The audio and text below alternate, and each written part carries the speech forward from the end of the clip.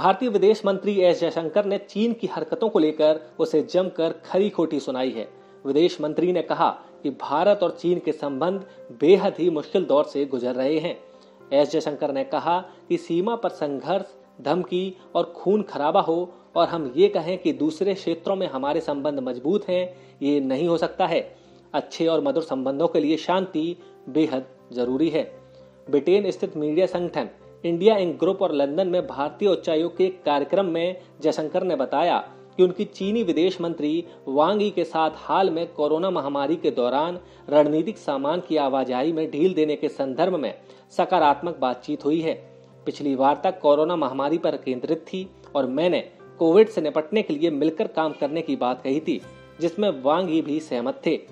जयशंकर ने चीन कैसे मदद कर सकता है उसके बारे में बताया कि अभी भारतीय कंपनियों को चीन से ऑर्डर प्राप्त करने में काफी दिक्कतों का सामना करना पड़ रहा है। उन्होंने चीनी मंत्री से कहा कि वह सबसे बेहतर इस प्रक्रिया में राहत देकर कर सकते हैं। भारतीय विदेश मंत्री ने कहा कि हमारी बातचीत के बाद चीजें आगे बढ़ी हैं। हमारी कुछ विमानन कंपनियों को तुरंत वहां जाने की अनुमति भी मिली है।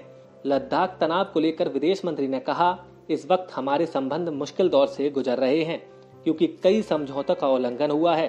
साथ ही ये भी सामने आया है कि चीन ने अपनी ओर से गत कई सालों से वास्तविक नियंत्रण रेखा पर भारी सैन्य तैनाती बिना किसी कारण के की हुई है। उन्होंने बताया कि चीनी सेना वहां 1 साल से है और उसकी गतिविधि से सीमावर्ती इलाकों में शांति और संयम भंग होता है।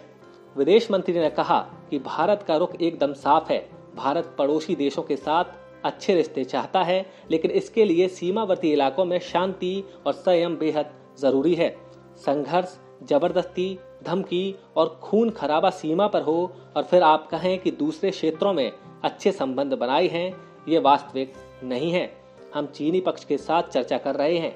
कुछ क्षेत्रों में हमने प्रगति की है और कुछ क्षेत्रों में भी अभी भी चर्चा चल रही है। सैनिकों की पूरी तरह वापसी पर ही तनाव कम हो सकता है। बता दें कि जयशंकर इस समय G7 समूह के विदेश एवं विकास मंत्रियों की बैठक में बतौर मेहमान मंत्री शामिल होने के लिए ब्रिटेन में हैं।